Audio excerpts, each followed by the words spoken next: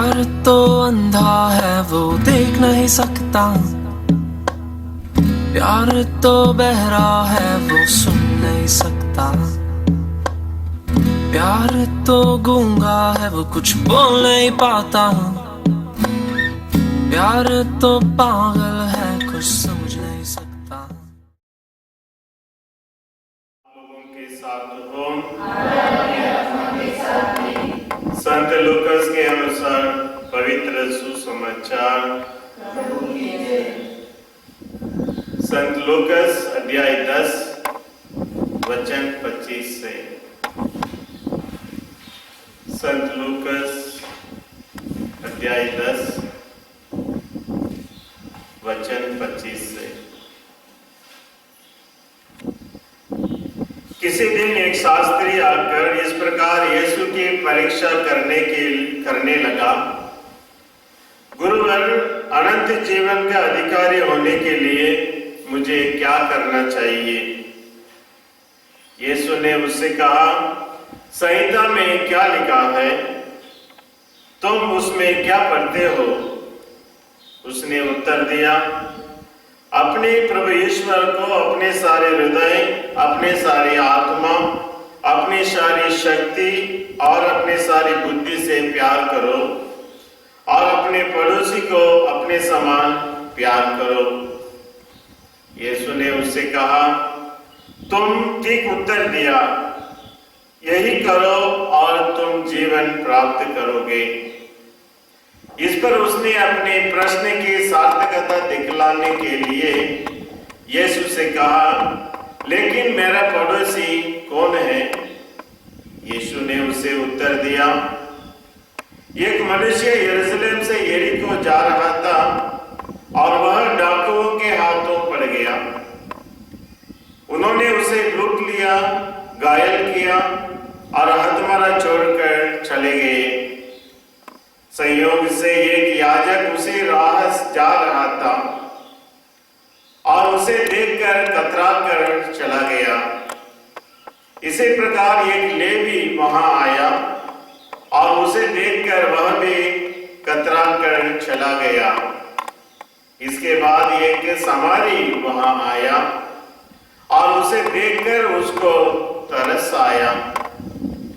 वह उसके पास गया और उसने उसके गालों पर तेल और अंगूरी डालकर पट्टी बांध दी।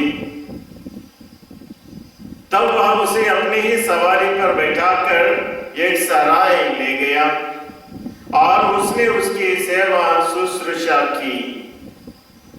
दूसरे दिन उसने 2 दिनार निकालकर मालिक को दिए और उससे कहा, आप इसकी सेवा शुश्रूषा करें, यदि कुछ और खर्च हो जाए तो मैं लौटते समय आपको चुका दूंगा। तुम्हारी राय में उन तीनों में से कौन डाकुओं के हाथ में पड़े उस मनुष्य का पड़ोसी निकला? उसने उत्तर दिया, वही जिसने उस पर दया की। यीशु बोले, जाओ तुम भी ऐसा ही करो।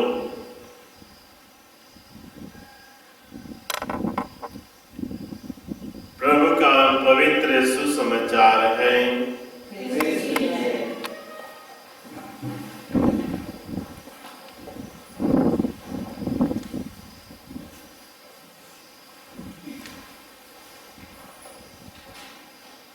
क्रिस्त में मेरे प्यारे भाई तो बहनों,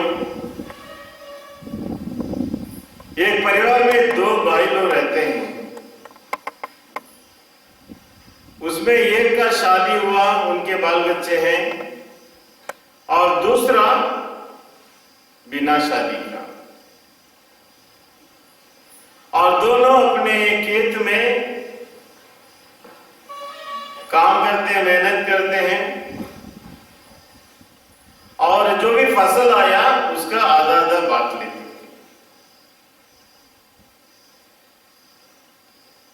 मगर शादी वाला भाई ने सोचा कि मैं पूरे आधे हिस्सा मैं अकेला लेना ठीक नहीं है, क्योंकि मेरा भाई अकेला है, बेसहारा है, उसको ज्यादा जरूरत पड़ेगी, इसलिए वो क्या करता था, रात में जब भाई सोते रहता है, एक बोरा गेहूं लाकर उसके खजाने में डाल देता था। और दूसरे भाई, उसको पता नहीं चलता है, बिना शादी वाला भी यही सोचता है मेरा भाई शादीशुदा है, उनके बाल बच्चे हैं और उसको जीवनचर्या के लिए बहुत लगेगा, इसलिए मैं ही पूरा आदेश लेना मेरे लिए ठीक नहीं है। इसलिए वो भी क्या करता है, जब वो सोते रहता है, एक बोरा गेहूं लगा उसकी इसमें डाल देता है। तो ऐसा कुछ सालों तक चलते आ रहे हैं। आप दोनों आपस में यही सोच रहे हैं कि हमारा गेहूं खत्म क्यों नहीं हो रहे, अनाज ही खत्म क्यों नहीं हो रहे। सिस्टर मेरी, ये कहानी सुनेंगे आपने? नहीं सुनी? फिर ऐसा हुआ, एक दिन ये दोनों भाई लोग गेहूं का बोरे लेकर रात में जा रहे थे, एक दूसरे टकरा गए। फिर दोनों बोरा नीचे गिरा दिया। फिर देखिए, दोनों गले लगाया, दोनों के आंखों में आंसू, यही बताने के लिए कि हम एक दूसरे को कितना प्यार करते थे। इसलिए मेरे खजाने में अनाज खत्म नहीं होती थी। जैसे उन्होंने गले लगाया, एक दूसरों के लिए प्यार दिखाया, इस प्रकार स्वर्ग से एक आवाज आई।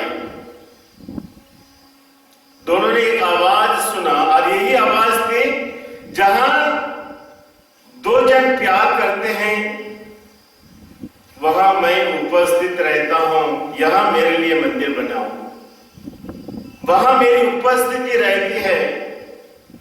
जहां दो भाई लोग प्यार में रहते हैं वहां ईश्वर की उपस्थिति होती है। कितने अच्छे भाई लोग दोनों, जो हमारे लिए इतना सुंदर उदाहरण देते हैं।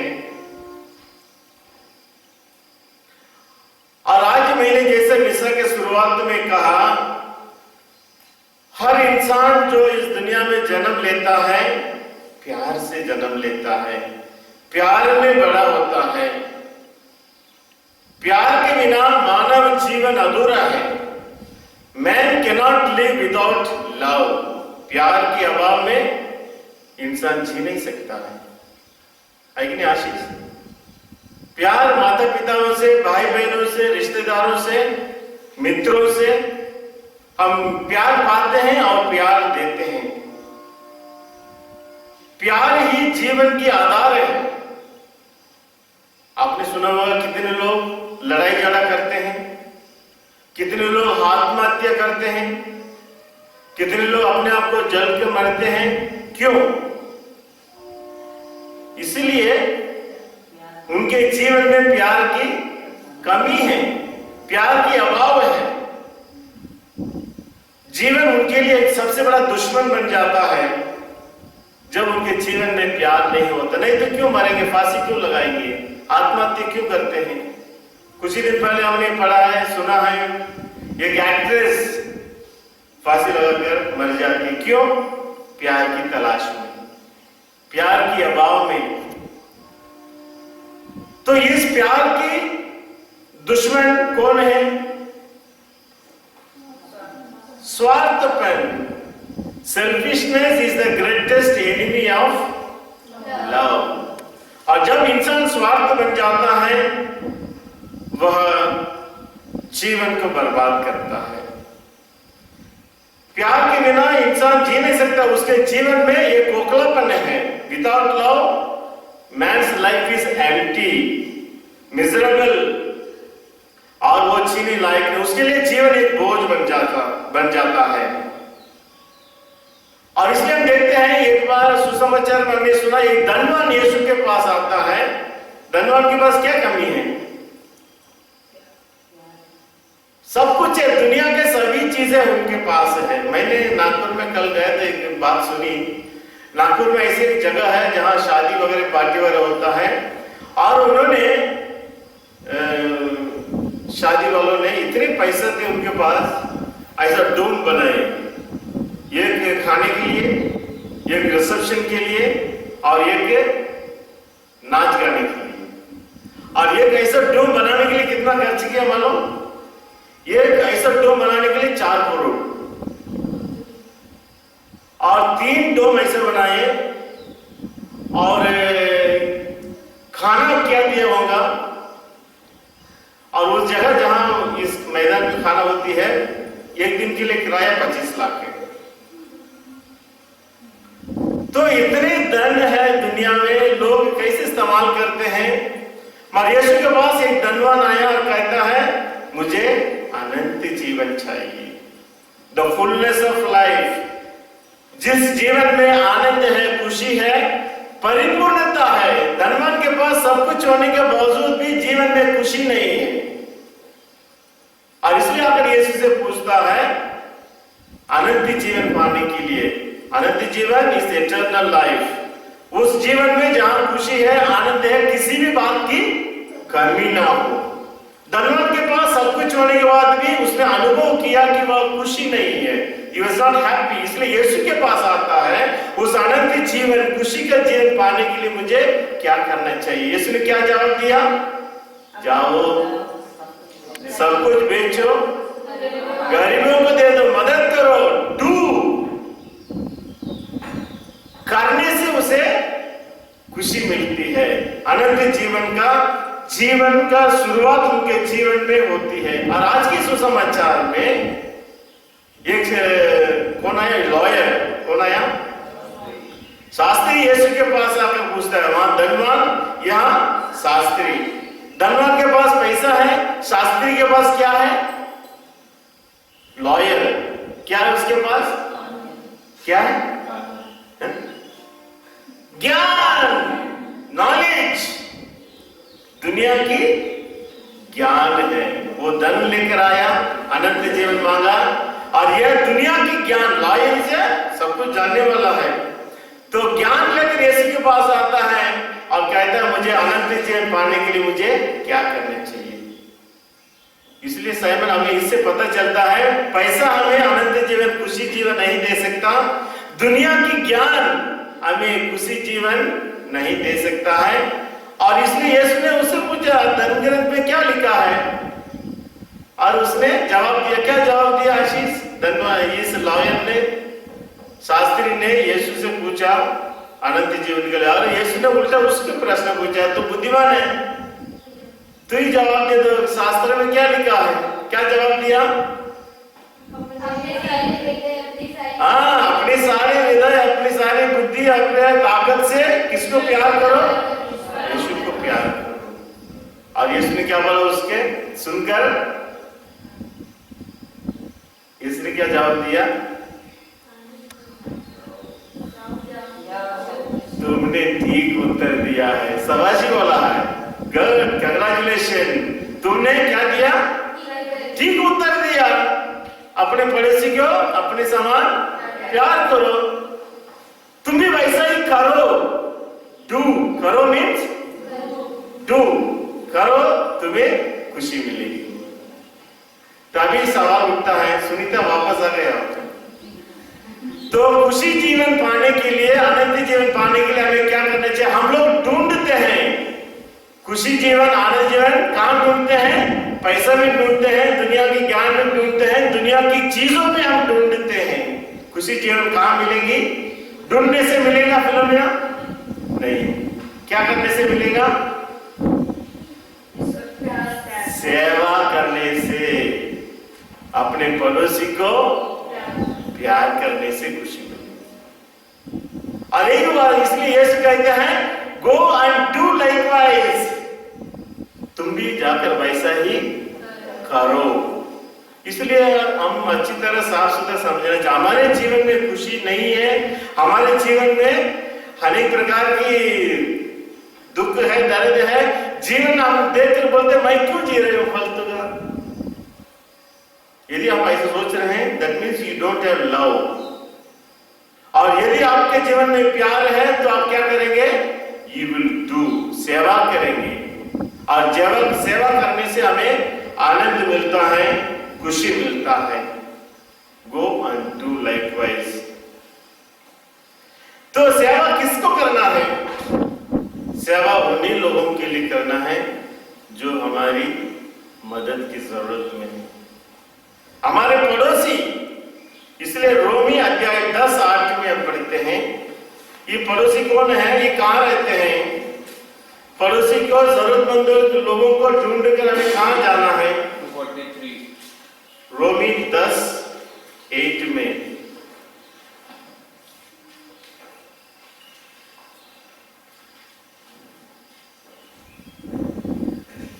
पढ़िए कोई भी। वचन तुम्हारे पास ही है, वचन तुम्हारे पास ही है, वह तुम्हारे मुख में, वह तुम्हारे मुख में है, और तुम्हारे हृदय में है। वह तुम्हारे हृदय में है। बस तो अभी वचन के बारे में बोल रहे हैं। वचन कौन है, वचन कौन है, यीशु है। वचन देहधारी बना पड़ते ही नहीं, वचन यीशु है।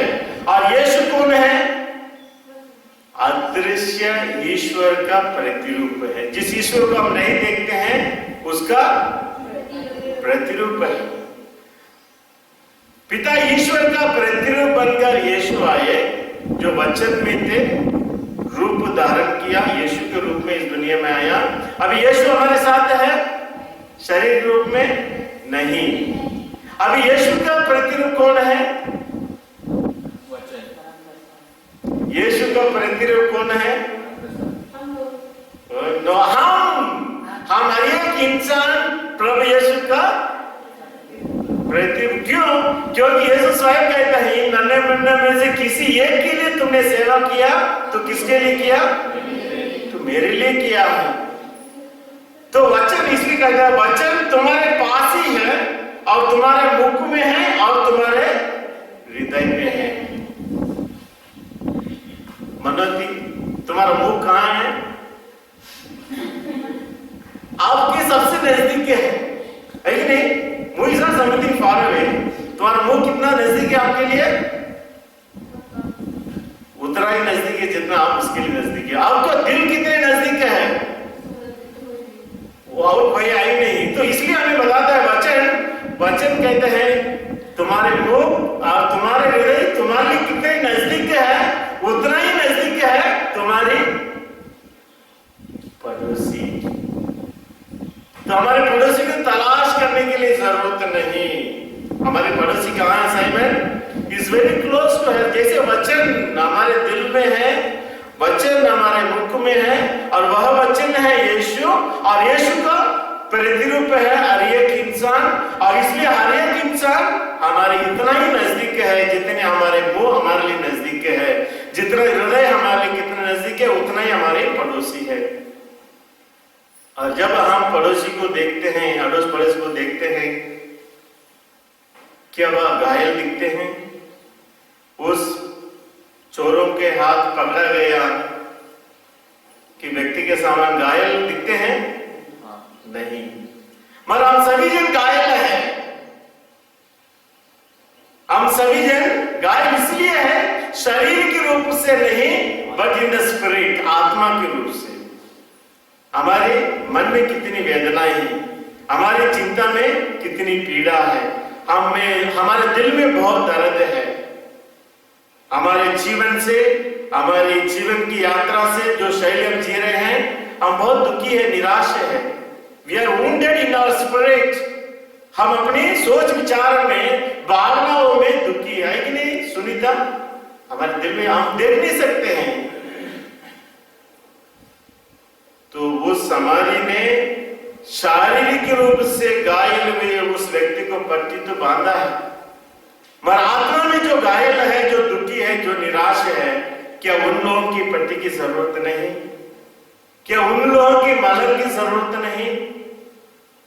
हमारी एक व्यक्ति एक दूसरों के लिए भली समारी बनना है। हमेशा ऐसे कितने लोग आवाज उठा नहीं सकते हैं, आओ मेरी मदद करो, अपनी दुख दर्द किसी से बांट नहीं सकते हैं।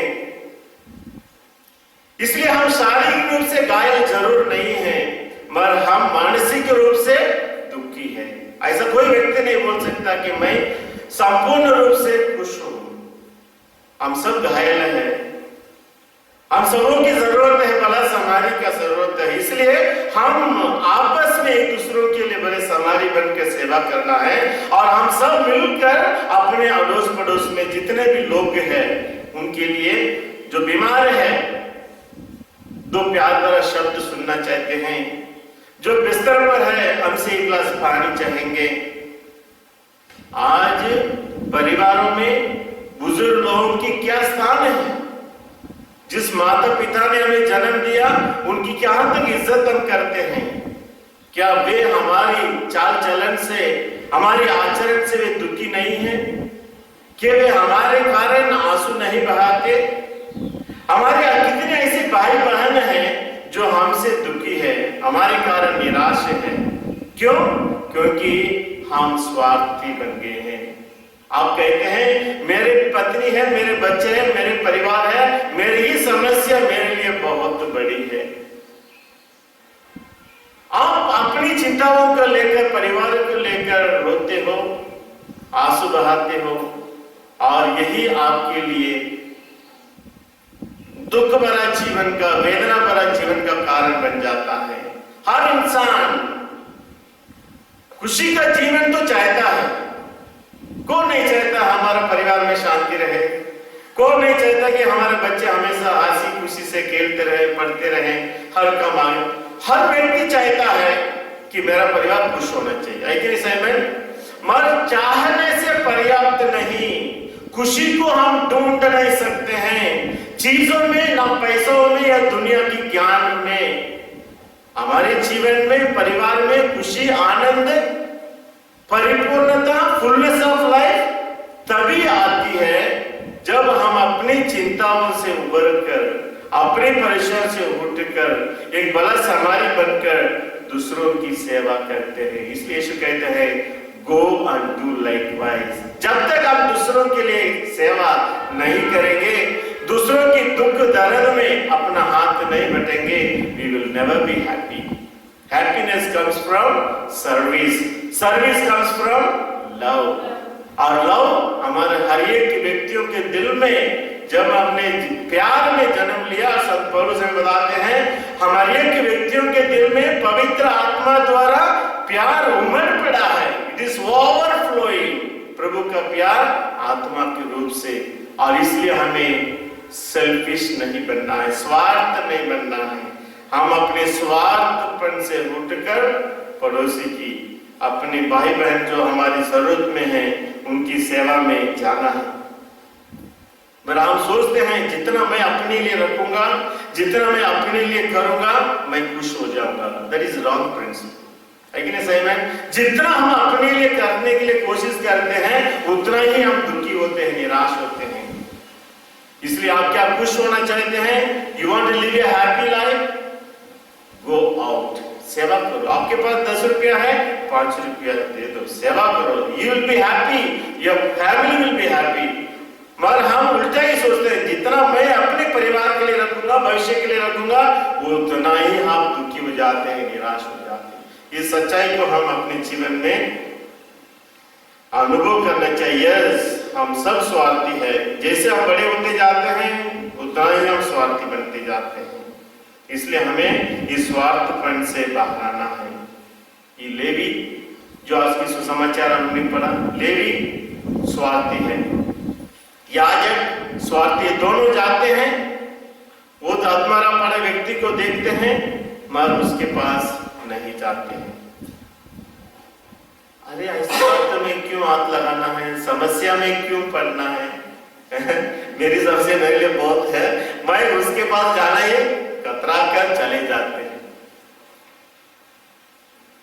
याजक भी चला गया और दूसरा भी चला गया, लेवी भी चला गया, मगर एक ही व्यक्ति समारी उसके पास जाता है। क्या हम उस याजक, उस लेवी के समान नहीं है? पड़ोसी के दुख दर्द में अनदेखा नहीं करते हैं। आशीष गिर गया, सभी लोग देखते हैं, किसने भी उसको हाथ में लगाया, कतरा कर चले गए। फिर भी एक बड़ा समारी निकला उधर, आपको अस्पताल पहुंचाया। तो वैसा हम जीवन से खुद अनुभव करते हैं और कितने दुख भरा स्थिति में हम पलते हैं। आशीष को कितना दुख लगी जब आगे इसमें पड़ा, एक्सीडेंट के बाद बड़ा हुआ है, खून बह रहा है, मगर उसको कोई उठा रहा नहीं, हाथ नहीं लगाता है। क्या हम कब तक लेडी बनकर, शास्त्री बनकर दूसरों की दुख दर्द में अनदेखा करते हुए आगे बढ़ेंगे? समस्या आएगी जरूर, मगर जब हम भला गड़ेरिया बनकर सेवा करेंगे, ऊपर वाला है हमें बचाने के लिए, हमें मार्गदर्शन करने के लिए, हमारे जीवन में खुशी और आनंद लाने के लिए। और ये समारी जो उस घायल हुआ व्यक्ति को मदद करता है, कौन है? Is an outcast. समारी कौन होते हैं यहूदियों के लिए? आउटकास्ट सबसे बड़ा, वे लोग उन्हें कुत्ता समझते थे, बहुत बेकार आदमी, इसलिए उनसे कोई लेन देन नहीं रखते थे। यहूदी लोग समारी लोगों से कोई लेन देन नहीं है, हमेशा उन्हें हटकर, समाज से दूर, व्यवहार से दूर, मंदिर से दूर, हर बातों से उन्हें अलग रखते थे। इसलिए हम लूकस की सुसमाचार में पढ़ते हैं 9:53। लूकस 9:53।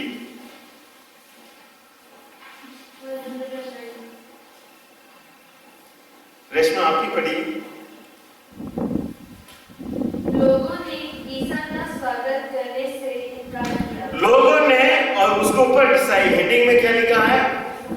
समारिया में। तो समारिया के गांव से होकर यीशु उनके शिष्य यरूशलेम जा रहे थे, और वहां की घटना पढ़िए। लोगों ने ईसा का स्वागत करने से इनकार किया। ईसा का स्वागत करने से इनकार किया, क्योंकि वह यरूशलेम जा रहे थे। ये कि वह यरूशलेम जा रहे थे। उनके शिष्य याकूब और यूहन्ना, याकूब और यूहन्ना बुद्धिमान क्या बोले? सुनिए। यह सुनकर बोल उठे, प्रभु आप चाहे तो हम यह कह दें कि आकाश से आग बरसे और उन्हें भस्म कर दे। आकाश से आग बरसे उन्हें भस्म कर दे। क्यों? क्योंकि शिष्य लोग सब कौन है?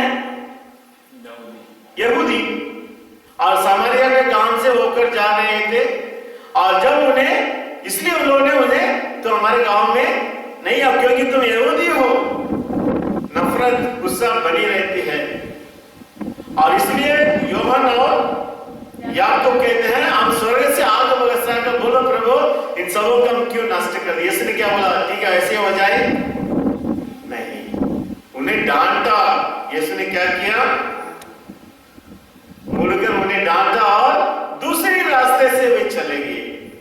क्या यीशु को दुख नहीं हुआ होगा? जिस यीशु ने इस संसार को इतना प्यार किया, इसी में आया, और वही लोग उन्हें स्वीकार नहीं किया, अस्वीकार किया, उन्हें गांव में घुसने से रोका। और इसलिए यीशु ने बोला डोंट वरी, हम दूसरे रास्ते से चले जाएंगे। यानी यीशु के दिल में दर्द था। सामारी लोग यीशु का स्वागत नहीं किया, मगर यीशु ने उनको स्वीकार नहीं करने से दिल में मनमुटाव बनाए नहीं रखा है कि नहीं आशीष? यीशु को उन्होंने अस्वीकार किया, मगर यीशु के दिल में उनके प्रति नफरत नहीं था। यदि हमारे जीवन में किसी घर में जाते हैं, उन्होंने हमारा स्वागत नहीं किया, तो हम क्या करते हैं? दोबारा कभी नहीं तुम्हारे दरवाजे पर पैर नहीं रखेंगे, है कि नहीं विजय? दोबारा कभी तुम्हारे दरवाजे पर हम पैर नहीं रखेंगे, हमारा तुमसे कोई लेन देन नहीं। मेरा एक भाई है, ये मेरे छोटा भाई है साइमन, मेरा छोटी और एक बहन भी है। बहन उसको कुछ पैसा देना था, और बहन थोड़ा गरीब है, बेचारा पैसा नहीं दे सकती है। और एक बार भैया ने जवाब धमकी दिया, यदि तुम पैसा नहीं देगा मैं तुम्हारा दरवाजा कभी हाथ में पैर नहीं रखूंगा। देखो पैसा इंसान को कितना एक दूसरों से दूर करता। अभी भी ऐसे ही मेरे बहन को मैंने आइडिया दिया, डोंट वरी बहन, कभी भी आएंगे बोलना मैं अभी अगले महीने आपको पैसे चुका दूंगा, अभी लोन के लिए अप्लाई किया हूँ। तो हर महीने ऐसी बहाना करती जा रही। मेरा भाई भी बुद्धिमान है, वो ठीक है अगले महीने दे देना, पक्का दे देना, मेरा काम है, वो काम है, ये काम है। तो ऐसा ये भाई बहन का रिश्ता कहां चले गए? जो हम सब प्यार में फले, प्यार में जन्मे, बड़े होने के बाद छोटे में जब एक दूसरों के लिए जान देते हैं, मेरा भैया नहीं आया, मेरा बहन नहीं आई, एक दूसरों के लिए रुकते हैं और शादी हो गया, अपने अपने परिवार आ गया, प्यार कहाँ गई? तुम्हारे दरवाजे पर मैं कदम नहीं रखूंगा। वही क्योंकि स्वार्थ बने हैं, मेरा संपत्ति मुझे जरूर उसने पैसे दिए, इसका मतलब नहीं जब कमजोर है, जब वो दुखी है, वो कहां से लाएगी? मगर उसको प्यार से कोई मतलब नहीं, मगर स्वार्थ पर मेरा जेब भरना चाहिए। और जिस प्रकार जब स्वार्थ पर ना जाता है, जीवन में खुशी नहीं आ सकती है। और इसलिए यहां हमने किसके बारे में बोल रहे थे? सामारी। क्या बोलते सामारी के बारे में? यीशु का स्वागत नहीं किया, आग बरसाने वाले थे, मगर यीशु उसके नफरत दिल में नहीं रखते हैं। और इसलिए आज की सुसमाचार में वही सामारी क्या करता है? सामारी को क्या करता है यीशु? दुनिया के अंत तक उसे एक सेवा के लिए, एक प्यार के लिए नमूना बना कर रखता है। लगा कि नहीं? अभी दुनिया के अंत के सुसमाचार लोग पढ़ेंगे कि नहीं? जिस सामारी ने यीशु को अपने गांव में आने से रोका है, और वही सामारी को आज के सुसमाचार में यीशु क्या करते हैं? एक ऊंचा पद में रखते हैं। एक सामारी जो आपसे नफरत कर, यहूदी लोगों से नफरत करने वाला, यहूदी लोगों को तिरस्कार करने वाला, दुनिया के अंत तक ना केवल यहूदी लोगों के लिए, सारी दुनिया के लिए प्यार का एक चिन्ह है, नमूना है। इसका मतलब ये अच्छा काम करने वाले अचानक एक ही काम करता क्या? नहीं, वो जीवन से, बचपन से ही प्यार करने वाला, बचपन से ही सेवा करने वाला, तभी तो वो अधमरा पड़ा यहूदी को सेवा कर सकता है। यानी वह व्यक्ति ना केवल जीवन में वो सामारी तो क्यों ना हो, सामारी प्यार में जन्मा, प्यार में बड़ा, और प्यार में वह जी रहा है। जी रहे कि नहीं? प्यार होने के नाते वह जाकर वो सेवा करता है। तो हमारे लिए भी वह सामारी एक नमूना है। प्यार में जन्मा, प्यार में पला, और प्यार में जीते हुए उस आत्मा पड़ा व्यक्ति को ना डरते हुए सेवा करने के लिए जाता है। क्या उस सामारी से हमें भी नहीं सीखना है? हम भी प्यार में जन्मे, प्यार में बड़े हुए, क्या हम ऐसे दुख में, पीड़ा में पड़े हुए लोगों की सहारा बन सकते हैं? जरूर हमें बनना है, और बनने से ही हमारे जीवन में खुशी आएगी, बनने से ही हमें अनंत जीवन का हम अधिकारी बनेंगे, अदरवाइज नहीं। है कि नहीं कासिम? तो हमें करना है, गो एंड डू लाइकवाइज। इसलिए दिन में कम से कम एक अच्छा कार्य हम दूसरों के लिए करना चाहिए। You must one small work या बिग वर्क, है कि नहीं विजय? जीवन में यदि हम अच्छा कार्य करेंगे, तभी हम परिवार में जब शाम को जाएंगे, खुशी लेकर पत्नी के साथ रहेंगे, बच्चों के साथ रहेंगे, आज मैंने कुछ अच्छा काम किया है। So by doing we are happy, by doing we get अनंत जीवन। इसलिए हम अच्छे काम करने के लिए लोग हालांकि हमें हमारी विरोध क्यों ना करें, सामान्य लोग यीशु को विरोध किया, फिर भी उनमें बहुत से अच्छे लोग हैं। यीशु उन्हें हमारे लिए एक नमूना के रूप में रखते हैं। और शास्त्री और वह याजक उसको आग क्यों नहीं लगाए? उस आत्मा पड़ा व्यक्ति को आग क्यों नहीं लगाए? आलमी क्यों? क्या बोले? प्यार की कमी थी। ओके, और क्या कमी थी? नीला, आज आपका बर्थडे है क्या? नहीं, साइमन क्यों हाथ लगाया उन्होंने? सेवा भाव की कमी थी। ओके विजय, क्यों उन्होंने हाथ क्यों नहीं लगाया? सेवा भाव की कमी था, फाइन, उसके अलावा और भी कुछ कमी थी। उन लोग सोचते थे कि जो आत्मा पड़ा है वो मरा हुआ व्यक्ति है। क्या है? मरा हुआ। लास्ट को कौन हाथ लगाएगा? इसलिए गणना ग्रंथ अध्याय 1913, गणना ग्रंथ 1913 में क्या लिखा? देखिए, तेरेसा बहन आप बोलो, टीचर तेरेसा बहन 1913 गणना ग्रंथ में 1913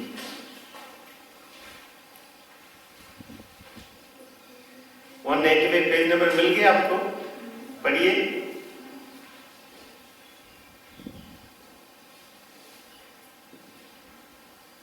पेज नंबर 195।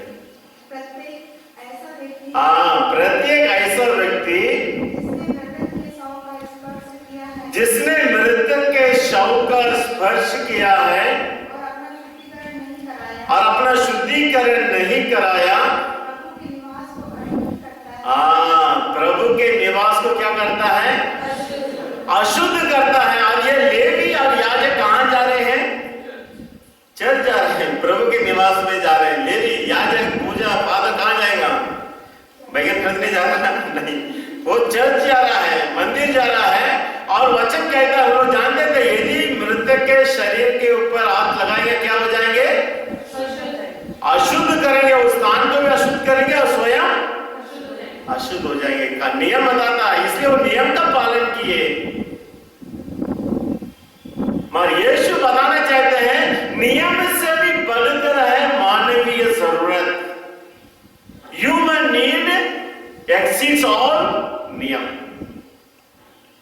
जब व्यभिचार में पकड़े गए स्त्री को यीशु के सामने लाया तो नियम क्या कहता है? व्यभिचार में पकड़े गए लोगों को क्या करना चाहिए? पत्थर से मारना, ये नियम है। इसलिए लोगों ने आकर कहा, प्रभु नियम बताता है कि मूसा का नियम व्यभिचार में पकड़ी गई स्त्री को पत्थर से मारना है।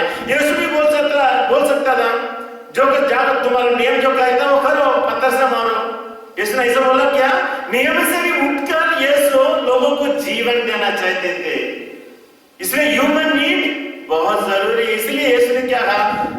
यीशु भी चाहा तो कह सकता है नियम जैसे कहता वैसे करो, मैं नियम से भी उठकर यीशु देखते हैं मैं स्त्री की सेवा कैसे, इसके जान में कैसे बचा सकता हूं। इसलिए यीशु कहता है मैं जीवन देने आया हूं, नष्ट करने के लिए नहीं। इसलिए यीशु कहता है बड़ी बुद्धिमानी से कहा, तुम में से जो निष्पाप है सबसे पहला पत्थर मारना। किसी ने भी पत्थर नहीं मारा। यीशु ने उसको बचाया कि नहीं? हालांकि नियम कहता है उसे पत्थर से मारना है। यीशु कैसे बचाया? ऐसा ही यहाँ नियम कहता है मृत शव के ऊपर हाथ लगाने से अपवित्र हो जाते हैं। मगर यीशु यहाँ इधर यही बताना चाहते हैं मृत शरीर से भी बढ़कर है तुम उस व्यक्ति को मदद करना है। इसलिए हम कभी कभी नियम में लगे रहते हैं अपने आप को बचाने के लिए। नियम कहता है मैं नियम से भी बढ़कर क्या मैं उस व्यक्ति को जो जरूरत में है मदद कर सकता हूं। इसलिए हम नियम से भी उठकर मानवीय नीड फॉर ह्यूमन बीइंग, मदद करना, जितने भी हम मानवीय जरूरत में है वह पहला स्थान रखता है। Human need becomes the first. और भला सामारी, यीशु वो भला सामारी ने उसकी सेवा की। अस्पताल ले गया, अपने ही गाड़ी में घोड़े में ले गया, अस्पताल पहुंचाया और उसको पैसा भी दिया। क्या दिया? और यदि और जरूरत पड़े तो मैं वापस लौटते समय इसका कर्ज चुका दूंगा। हालांकि उनमें यहूदियों के साथ इतनी दुश्मनी है, दुश्मन के लिए इतनी सेवा,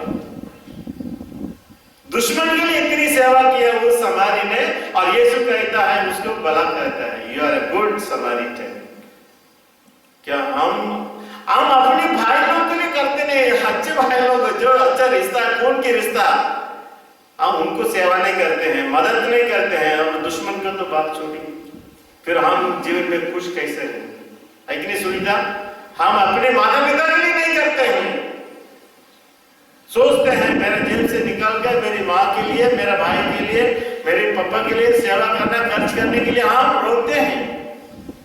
तो दुश्मन तो बहुत दूर की बात है।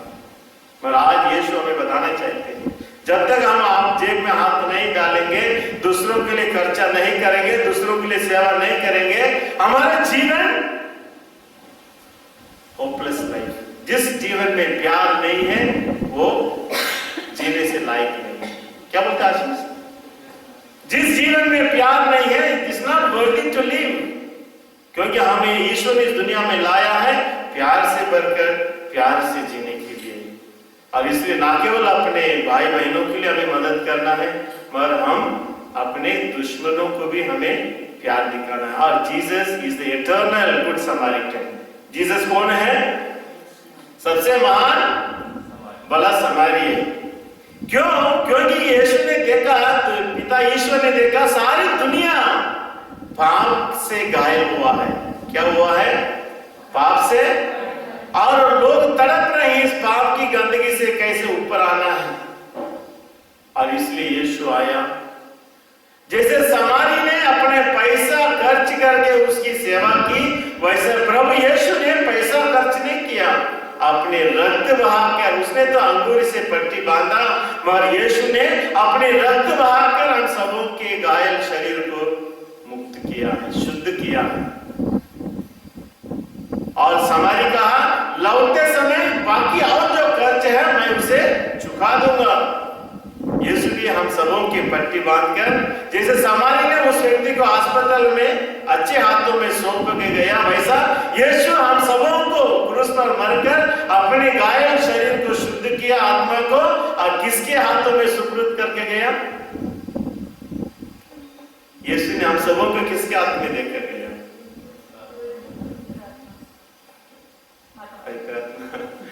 किसके हाथ में सौंप के गया?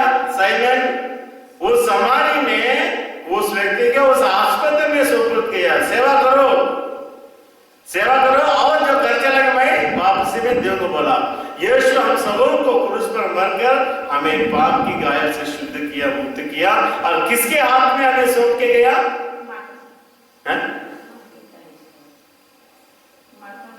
क्या बोले? माता मेरे हाथ में। ओके, आप आलमी परमेश्वर का। ओह नो, ओके, बहुत दूर से थोड़ा सा चिपकता। काशी में नहीं, ईश्वर तो यीशु को बस चला गया, ईश्वर का हाथ में आपको नहीं सौंपा। किसका हाथ में सौंपा? सिस्टर मेरी। हैं? किसका हाथ में? साइमन। वचनों के हाथ। हैं? वचनों के हाथ। सब बीटिंग अराउंड पीछे पीछे ऐसे निशानी लगना चाहिए। सुनीता, हमें यीशु किसके हाथ में सौंप के गया? किसका? एग्जैक्टली, कौन सही जवाब दिया? ताली बजाओ। कलीसिया के हाथ में सौंप के गया। किसके हाथ में? कलीसिया।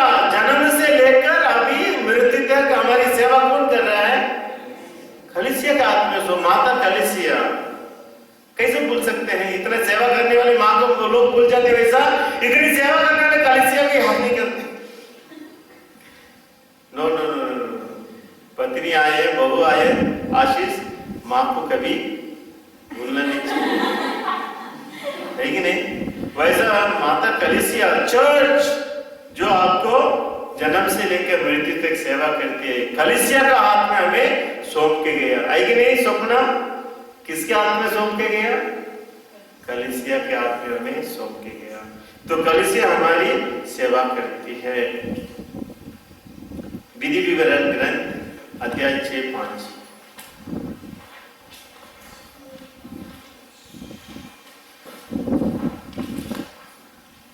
विधि विवरण 6:5। कौन नहीं पढ़ा अभी तक? अनिला पढ़ी क्या? 6:5 पढ़िए। तुम अपने प्रभु ईश्वर को अपने सारे हृदय, अपनी सारी आत्मा, और सारी शक्ति से प्यार करो। यस, आप लोग इस वचन की मेरे बात दोहराइए। तुम अपने प्रभु ईश्वर को अपने सारे हृदय, अपनी सारी आत्मा, अपनी सारी शक्ति से प्यार करो। जो लायक यीशु के पास आया और लायक से यीशु ने पूछा धर्म ग्रंथ में क्या लिखा है, उसने कौन सा जवाब दिया? विधि विवरण का ग्रंथ अध्याय 6:5 के उसने जवाब दिया। ईश्वर का प्यार, और पड़ोसी प्यार कहाँ है? लेवी 19:18, लेवी ग्रंथ 19 और 18, 151. काश्मीर पढ़ो 19:18. 152. काश्मीर 152 पेज नंबर, लेवी ग्रंथ 19:18. मिल गया फिलोमिना? पढ़ो.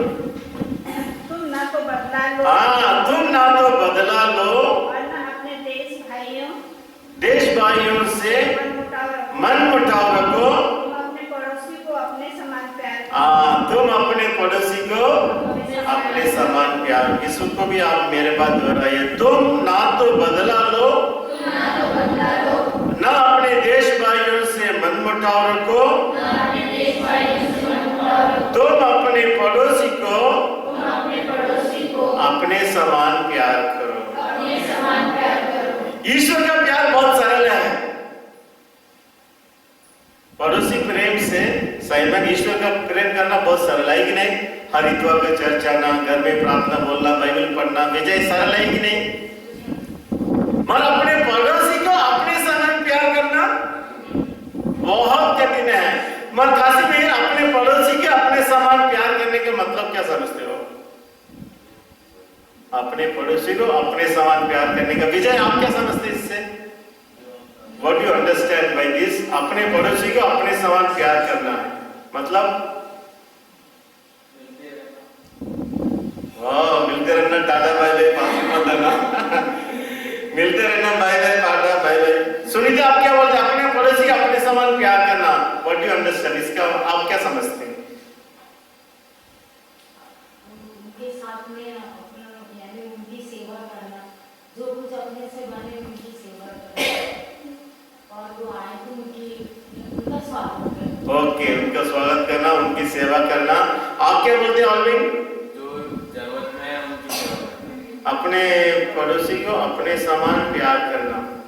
देखो, उदाहरण के लिए काशी में सच मत समझो, उदाहरण देता हूं. काशी में दारू पी लेता है और पार्टी बना लेता है, कभी कभी तम्बाकू खा लेता है, या अपने घर में कुछ बर्तन वगैरह बाड़ी है, अच्छा टीवी को पकड़ा उठाता है, नीचे गिरा देता है. फिर ऐसा करने से काशी में क्या बोला, उसका हालत तो चलाएंगे, तेरे तो बोलेंगे क्या करके पूरा टीवी को तोड़ डाले. 20,000 रुपया LC LED लाया क्या अभी तक नहीं लाया. तो काशी में बोलता है अरे कोई बात नहीं, दूसरा ले लेंगे. 25,000 का टीवी गिराया नशे में, फिर सवेरे उठ के बोलता कोई बात नहीं, नया ले लेंगे. ये क्या कहना चाहता है? वो अपने आप को क्या करता है? क्षमा करता है. अरे कोई बात नहीं, है कि नहीं? यदि ऑटो वाला या टैक्सी वाला लेकर आया तो वो गिरा दिया तो उसको छोड़ेंगे क्या? तो जब वह स्वयं उसे गिरा देता है, 25,000 नुकसान कर देता है और अपने आप से कहता है कोई बात नहीं, हो गए तो हो गया, हम दूसरा ले लेंगे. यानी अपने आप को क्षमा किया, अपने आप को प्यार दिखाया. क्या दिखाया? जब अपनी गलती होने के बावजूद भी अपने आप को प्यार दिखाया, क्षमा किया. और इस कारण वो अपने आप को प्यार करने से थोड़ा कम प्यार करता गया, उतना ही प्यार अपने आप में क्या करता है, उतना ही प्यार दिखाए, बहुत ज्यादा प्यार दिखाएगा अपने आप को. तो जब नियम कहता है अपने पड़ोसी को अपने समान प्यार करो, मतलब जब अपने पड़ोसी भी इतना गलती करने से उसके प्रति भी हमारा प्यार कभी कम नहीं होना चाहिए. कितनी मुश्किल है, हम अपने आप को 25,000 क्या 50,000 भी नुकसान पहुंचा दिया तो भी हम अपने आप को अरे कोई बात नहीं, हो गया ना, क्यों रो रहे हो, यू लव योरसेल्फ, अपने आप को सांत्वना देते हो. और जब दूसरा व्यक्ति कर लेता है उसको हम इतना बड़ा नुकसान पहुंचा, इतना बड़ा धोखा किया, तुम बहुत बेकार आदमी, I don't want in my life. 50,000 कोई आपका नुकसान कर दिया तो आप उन्हें क्षमा करेंगे? नहीं. ये धोखेबाज है, तूने वैसा किया वैसा. मगर अपने आप साथ होने से आप अपने आप को क्षमा करते हो, आप अपने आप को उतना ही प्यार दिखाते हो। यीशु कहता है तो अपने पड़ोसी को भी उतना ही। क्या सरल है Casimir? There is love of our neighbor. बहुत सरल नहीं, पर it is possible, it is संभव। यीशु कहते हैं अपने पड़ोसी, ये नियम है, it's not optional। परीक्षा में 2 क्वेश्चन ऑप्शनल, करो तो करो नहीं तो दूसरा करो, इसमें ऐसा कोई ऑप्शनल नहीं है। ये पड़ोसी नहीं थे, ये तीसरा पड़ोसी की प्यार कर नहीं, उसको भी हमें प्यार करना है। कितना भी हमसे मनमुटाव क्यों ना रहे, कितना भी हमें तिरस्कार क्यों ना करे, कितना भी हमारा विरोध क्यों ना करे, we must love our neighbor. Neighbor is the one जो हमारी जरूरत में है, हमारी प्यार की जरूरत में है, हमारी क्षमा की जरूरत में है, हमारी सेवा की जरूरत में है। इसलिए जो लोग हमारी क्षमा की जरूरत में है, क्या उन्हें अलग दूर रख सकते हैं? नहीं। इटर्नल लाइफ, अनंत जीवन नहीं है। You love your neighbour. Neighbour वही व्यक्ति है ना केवल आपकी सेवा की जरूरत में है। विजय बोलता टाटा बोलना बराबर नहीं, जाके उसे हाथ मिलाना है, उसे गले लगाना है और उसको प्यार करना है। That is our neighbour. जो आपको पसंद नहीं करते हैं, तो स्वर्ग पाना इतना आसान नहीं है सिस्टर मेरी, स्वर्ग पाना इतना आसान नहीं है। Love your neighbour as yourself. जैसे आप अपने आप को प्यार करते हो, उतना ही प्यार अपने पड़ोसी को भी दिखाओ। पड़ोसी वही नहीं है जो आपको अच्छा करते हैं, जो आपको हर हफ्ता पार्टी में बुलाते हैं, वो अच्छा दोस्त मित्र है, उसकी सेवा करना बहुत सरल है। जो हमें हर हफ्ता पार्टी दे रहा है, उसकी सेवा करना कोई मुश्किल है क्या?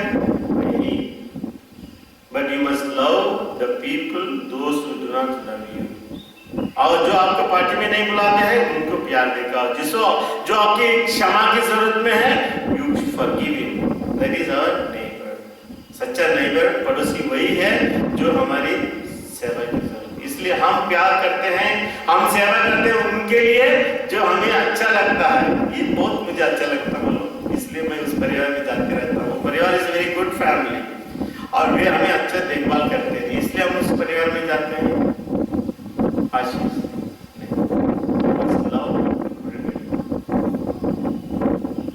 कठिन है पर असंभव नहीं है। और ये कहते हैं अनंत जीवन पाने के लिए मुझे क्या करना चाहिए। We must do। मेरे यीशु के साथ अनंत जीवन पाने के लिए हमें हर व्यक्ति को प्यार करना कठिन है बट नॉट असंभव। क्या बोलते हैं सिल्वेस्टर, है कि नहीं? सिल्वेस्टर सुन रहे नहीं? स्तोत्र ग्रंथ अध्याय 15:3।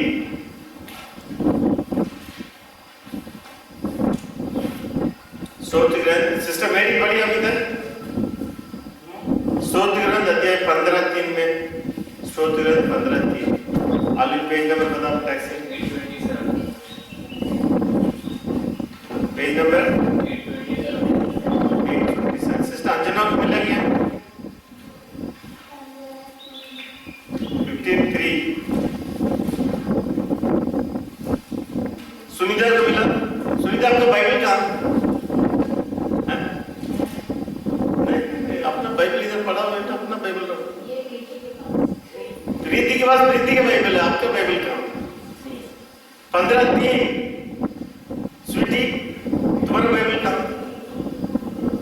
अरे जब बाइबल आई तो ले ना, 3 दिन एक बाइबल में क्या करेंगे? वही जिसका आचरण निर्दोष है। 15:3 या वही जिसका आचरण निर्दोष है, जो सदा सत्कार्य करता है, जो हृदय से सत्य बोलता है, जो चुगली नहीं करता है, जो अपने भाई को नहीं टगाता है, अपने पड़ोसी की निंदा नहीं करता है। रफेल, आप बाइबल को अंडरलाइन करते हो? क्यों? हर हफ्ते एक आप बाइबल करते रहेंगे। आप एक ही बाइबल रखो, यदि करना है, नहीं तो अपना घर से लाओ, एक लाइन में करो। सब बाइबल का अंडरलाइन करेंगे, आपके लिए अच्छा लगा मगर सबों को अच्छा लगना जरूरी नहीं है। इसलिए एक ही बाइबल ले लो और एक ही बाइबल में अंडरलाइन करो। सभी बाइबल हर हफ्ते एक बाइबल लेंगे, अंडरलाइन करेगा। हाँ, वेरी गुड। तो आप लोग इस वचन के मेरे बात दोहराइए, वही जिसका आचरण निर्दोष है, जो सदा सत्कार्य करता है, जो हृदय से सत्य बोलता है, जो चुगली नहीं खाता है, जो अपने भाई को नहीं तकाता और अपने पड़ोसी की निंदा नहीं करता है।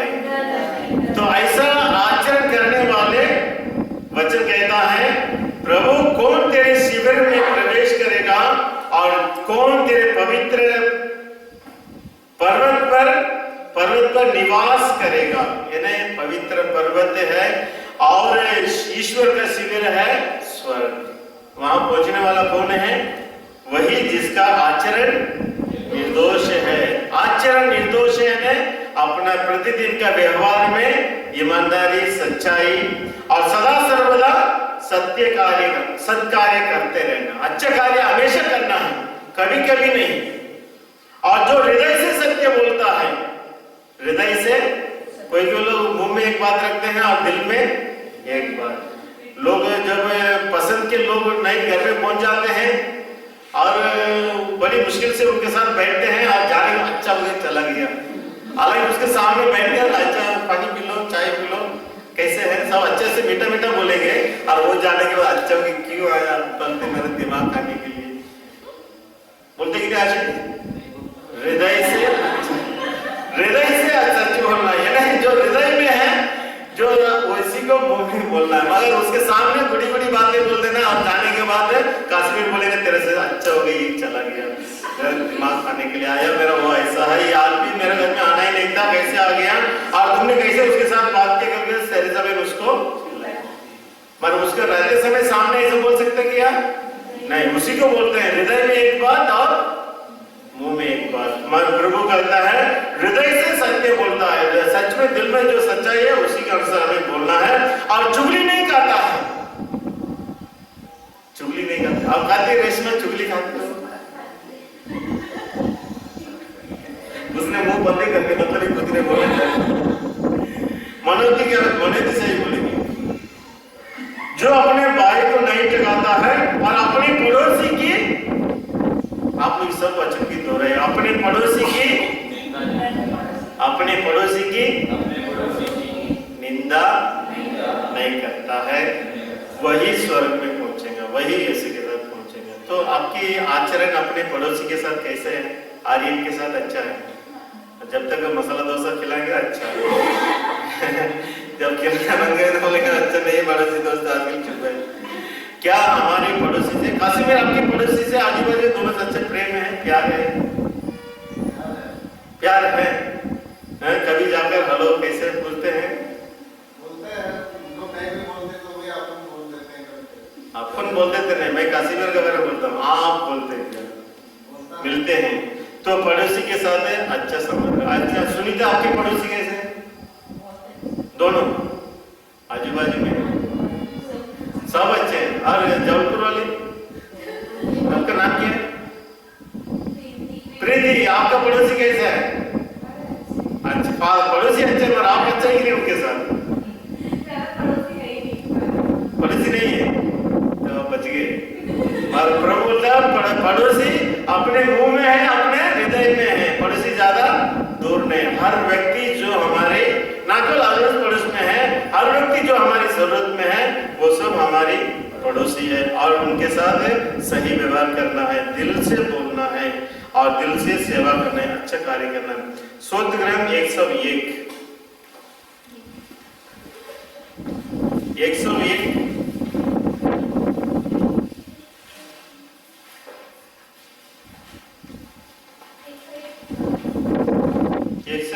वचन 5 पेज नंबर 889। कौन अभी तक नहीं पढ़ी? जो छिपकर अपने पड़ोसी की निंदा करता है, जो 101 नहीं 101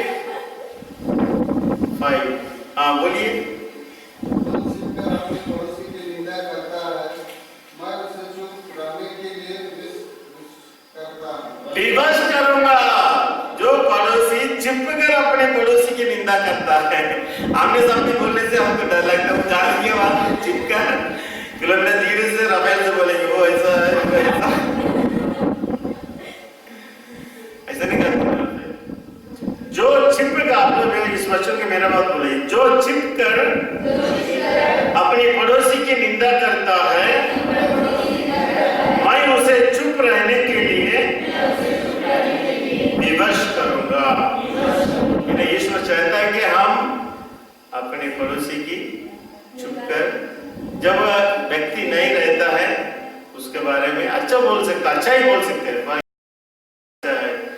मगर कभी बुराई नहीं करना चाहिए।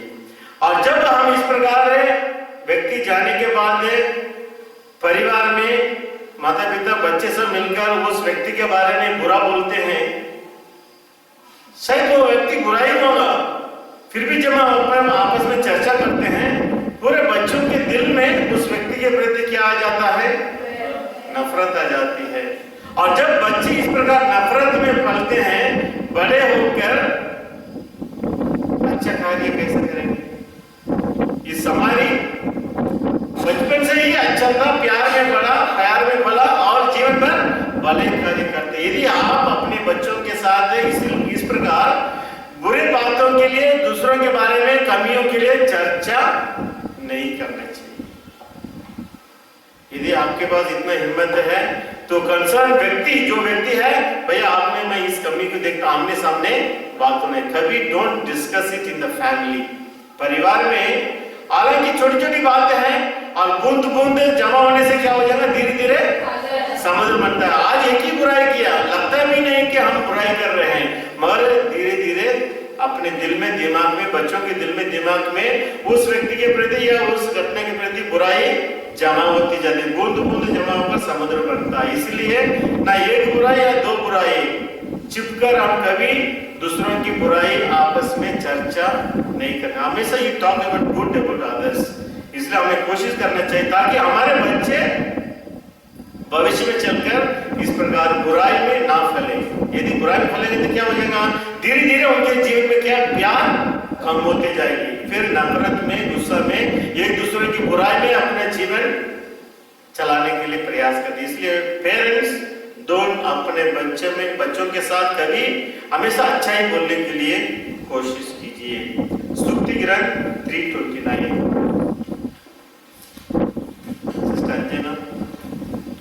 अंजना का बस स्तुति 329 पेज नंबर 928 329।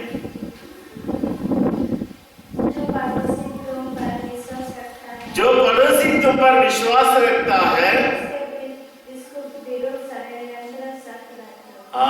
षड्यंत्र मत रचो।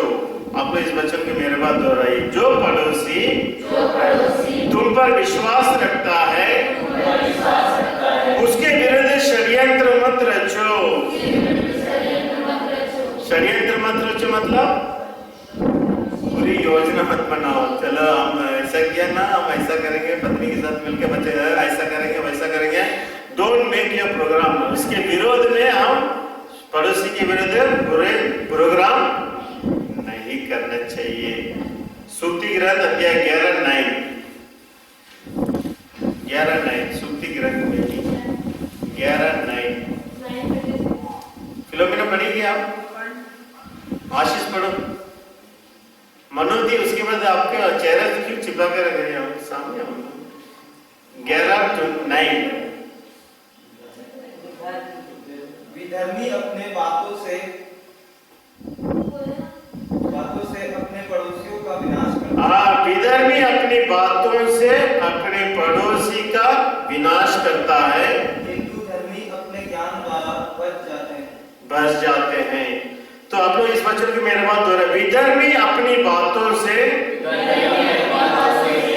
अपने पड़ोसी की विनाश करता है, किंतु धर्मी अपनी ज्ञान द्वारा बच जाते हैं। तो धर्मी कौन है? यदि हमारे पड़ोस वाला विधर्मी क्यों ना हो और हमारी निंदा भी क्यों ना करे, मगर हम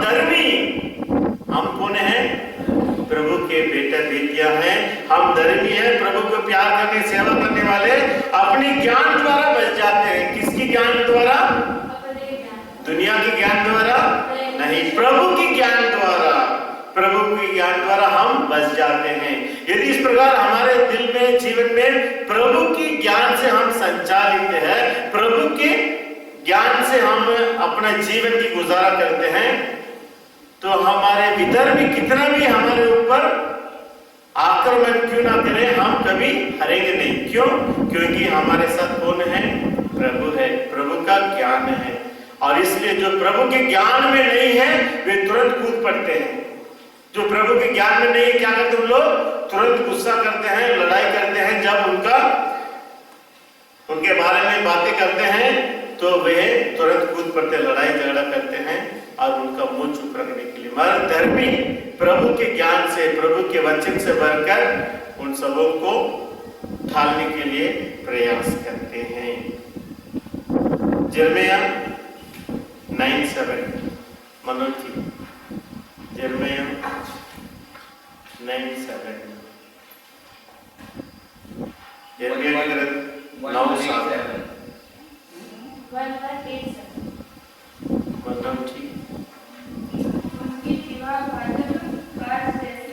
उनकी जीवा घातक बाज जैसी है, वे कपटपूर्ण बातें करते हैं। हर व्यक्ति अपनी पड़ोसी से शांति की बात करता है, किंतु अपने हृदय में उसके लिए जाल रचता है। अपने हृदय में उसके लिए जाल रचता है। इसलिए दोबारा हम इसी बात को कहते हैं, बात करते समय तो हम बहुत मीठी मीठी बातें करेंगे, मगर दिल में हम उनके प्रति जाल बिछाते हैं। कब उसे फंसाएंगे, कब उसे पकड़ाएंगे, कब उसको वहां पहुंचाएंगे? नहीं, ऐसे लोगों से हमें बचे रहना है। मत्ती 5:43 विजय पढ़ो। मत्ती 5 अध्याय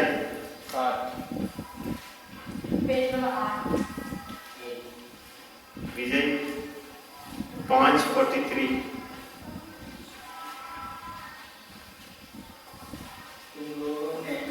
तुम लोगों ने सुना है कहा गया है अपने पड़ोसी से प्रेम करो बैरी से बैर। परंतु मैं तुमसे कहता हूं शत्रुओं से प्रेम करो, अत्याचार करते हैं उनके लिए प्रार्थना करो। कितना सुंदर वचन यीशु ने बता दिया। इस वचन को आप मेरे पास दोहराइए। अपने पड़ोसी से प्रेम करो और अपने बैरी से बैर। परंतु मैं तुमसे कहता हूं अपने शत्रुओं से प्रेम करो, जो तुम पर अत्याचार करते हैं उनके लिए प्रार्थना करो। तो प्रभु भक्तों का काम है, जितना भी लोग हमें अत्याचार करते हैं उनके लिए प्रार्थना करना है और सभी दुश्मनों को प्यार करना है। इसी के माध्यम से हम अनंत जीवन में प्रवेश करें। इसलिए हम दुनिया के लोगों के समान शत्रुओं को शत्रु समझकर हमारे जीवन से कभी अलग नहीं करना चाहिए। दुश्मनों को दुश्मन समझकर हमें उन्हें अलग नहीं करना चाहिए। अलग यहाँ तक कि हम किसी को अपने जीवन में दुश्मन अत्याचारी नहीं समझना है। सबों से हमें प्यार करना है। 1 पेट्रुस 1:15 पहला पेट्रुस अध्याय 1:15 साइमन पढ़ने हैं। 1 पेट्रुस आपको जिसने बुलाया नहीं थोड़ा पन्ना निकल रहे आपके सामने इतना बुद्धिमान नहीं। 361 1 पेट्रुस 1:15 पढ़िए।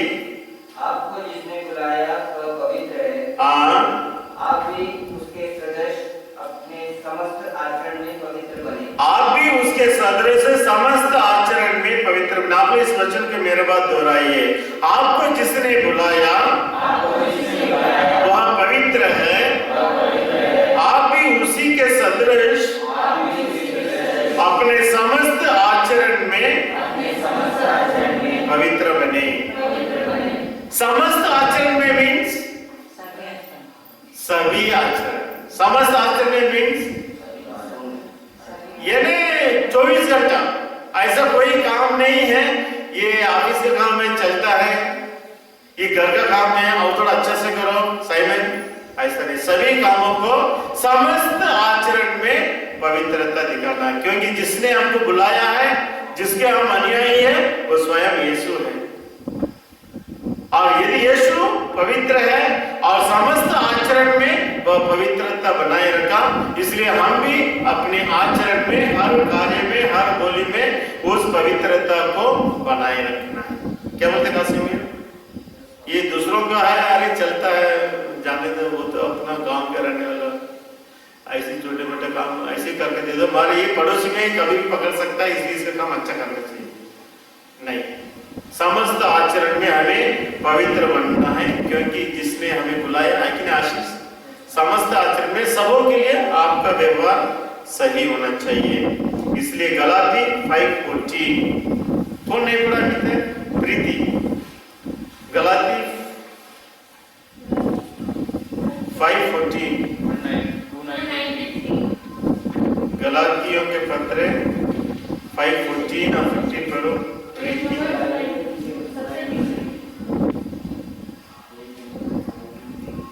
5:14 और 15 प्रीति की मिल गया। गलाती स्वीटी मदद करो। गलाती 5:14 और 15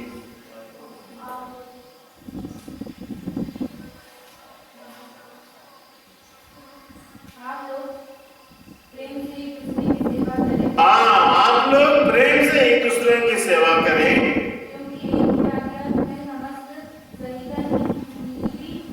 समस्त संहिता निहित है और वह यह है,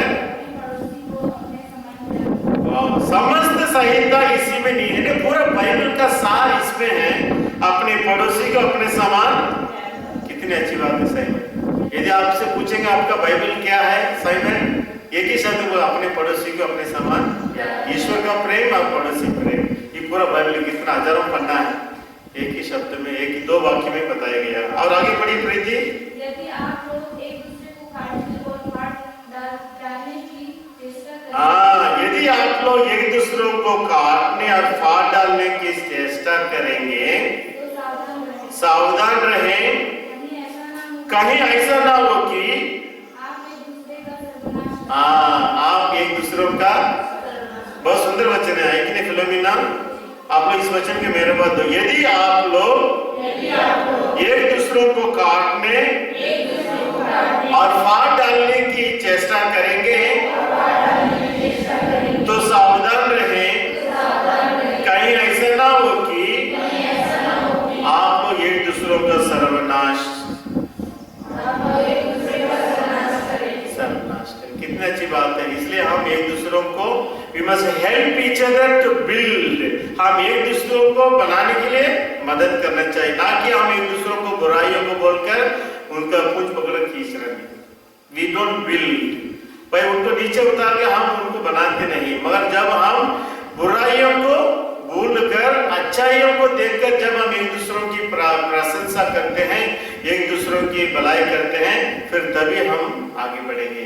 इसलिए एक दूसरों को हम काटने के लिए, वो ऐसा जा रहा, मेरे से ज्यादा जा रहा, उसको पकड़ो, डंडा मारो, वो आगे नहीं जाना चाहिए। वो ज्यादा पैसा कमा रहा है इसलिए उसको भी काटना चाहिए। हमसे आगे कोई नहीं जाना चाहिए, ऐसा नहीं। हम प्रभु के भक्त है कि नहीं विजय? एक दूसरों को पूंछ ना खींचते हुए एक दूसरों को धक्का मारना चाहिए, आगे जीवन में आगे बढ़ने के लिए एनकरेज ईच अदर, प्रोत्साहन देते हैं, अपने आप को मदद करें, ताकि हम पूरे कले से मिलकर जीवन में आगे बढ़ना। किसी को काटना नहीं तो क्या हो जाएगा?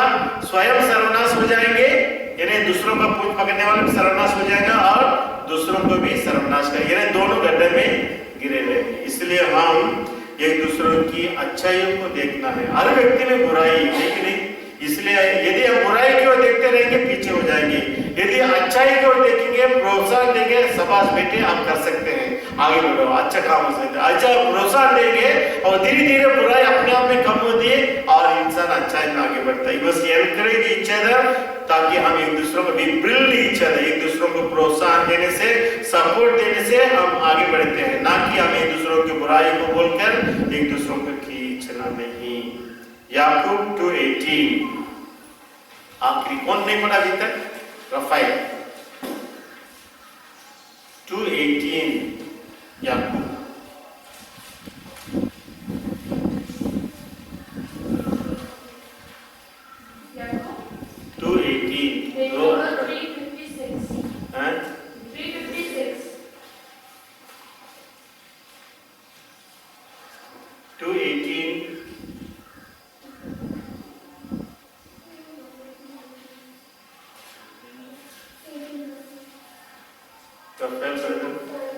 और ऐसे मनुष्य से कोई कह सकता है तुम विश्वास करते हो किंतु मैं उसके अनुसार आचरण करता हूँ। मुझे अपना विश्वास दिखाओ जिस पर तुम नहीं चलते, और मैं अपने आचरण द्वारा तुम्हें अपने विश्वास का प्रमाण दूंगा। जी हाँ, तुम विश्वास करते हो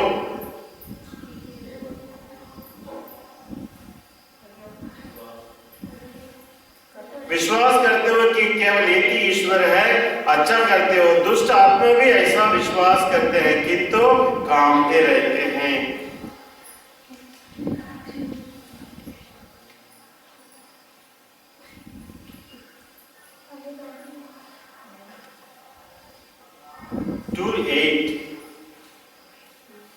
ये सही वचन है। तो अपने पड़ोसी को अपने समान प्यार करो। तुम अपने पड़ोसी को अपने समान प्यार करो, यदि आप इसके अनुसार सबसे बड़ी आज्ञा पूरी करते हैं। सबसे बड़ी आज्ञा पूरी करते हैं तो अच्छा करते हैं। किंतु यदि आप पक्षपात करते हैं तो आप पाप करते हैं और संहिता के अनुसार दोषी है। तो इसे हम यही बात बताना चाहिए, पड़ोसी को अपने समान प्यार करो।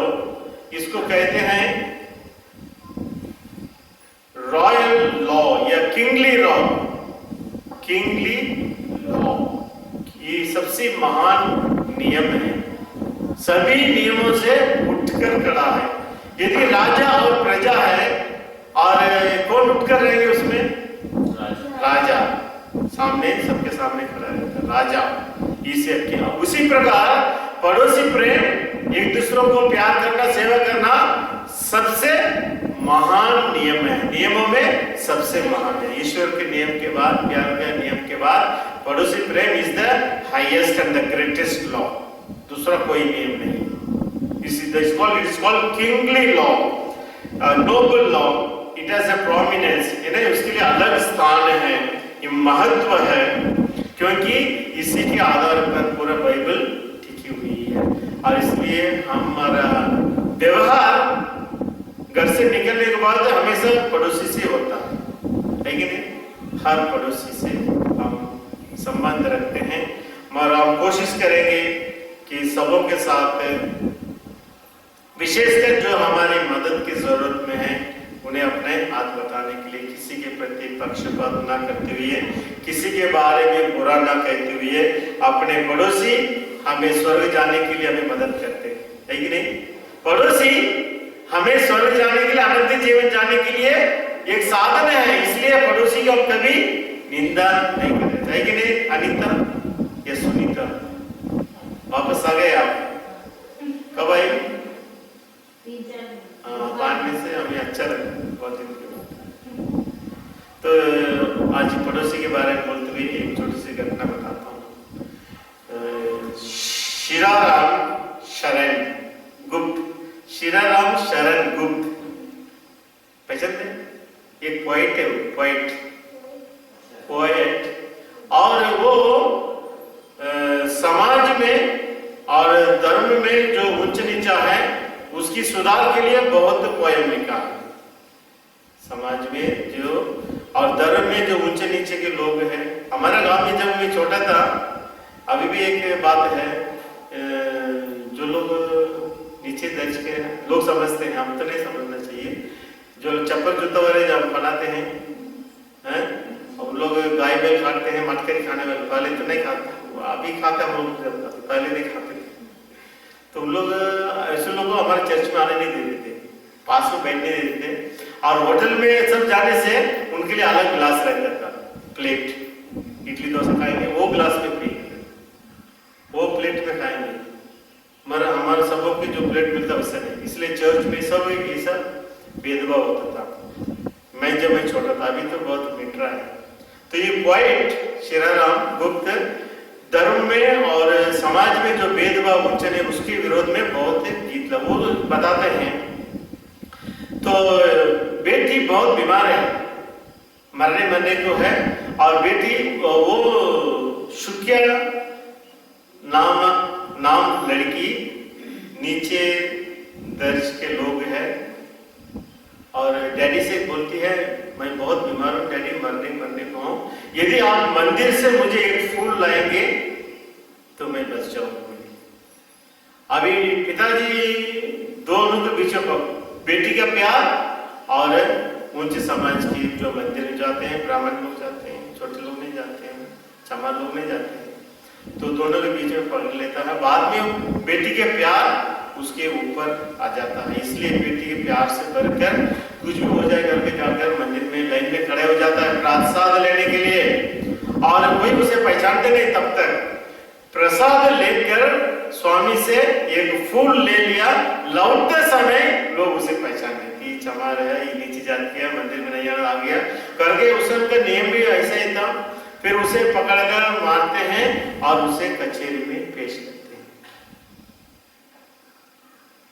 कचहरी में पेश किया और कचहरी उसे दंड दिया 7 दिन जेल का। फूल लेके 7 दिन वो जेल खाने में है, जब तक बेटी मर जाए। और जब वापस आता है 7 दिन के बाद, वो सूखे फूल लेके उसका पूरा विधि समाप्त हो। एक जमाने में ऐसी जमाना था, ऐसा समय में ऊंचे नीचे के लोग भेदभाव समारी यहूदी के बीच में ऐसा, तो बेटी मर जाती है तो उस पिताजी का कितनी दुख वेदना होती। तो ऐसा भेदभाव भूल कर सबों को ईश्वर ने सबों को बनाया। ये भेदभाव सब मनुष्य ने बनाया, इसलिए मनुष्य की भेदभाव को जगह न देने के लिए सबों को समानता में एक दूसरों के प्यार और सेवा करने के लिए हम सीखेंगे। तो आइए हम थोड़ी प्रार्थना करते हैं। हे सर्वशक्तिमान प्रेमी पिता, भले बुरे दोनों पर पानी बरसाने वाले प्रभु, हमारे समाज में जो ऊंचा नीचा है उन सभी बुराइयों को नष्ट कर दीजिए। जैसे आज आपने वचन में कहा है, ईश्वर प्रेम और पड़ोसी प्रेम में ही निहित है सारा धर्म ग्रंथ का सार। हम विश्वासी, आप हमसे कहते हैं जिस ईश्वर ने आपको बुलाया वह पवित्र है, इसलिए तुम भी हर आचरण में पवित्र बनो। जी हाँ पिता, प्रभु यीशु क्रिस्त के नाम से हम आपसे मांगते हैं, हमारे एक व्यक्तियों को आपकी आत्मा से संचालित कीजिए। हमारे एक व्यक्तियों के जीवन का शुरुआत प्रेम से हुआ है, हाँ वही प्रेम से बढ़कर बड़े होकर जीवन के अंत तक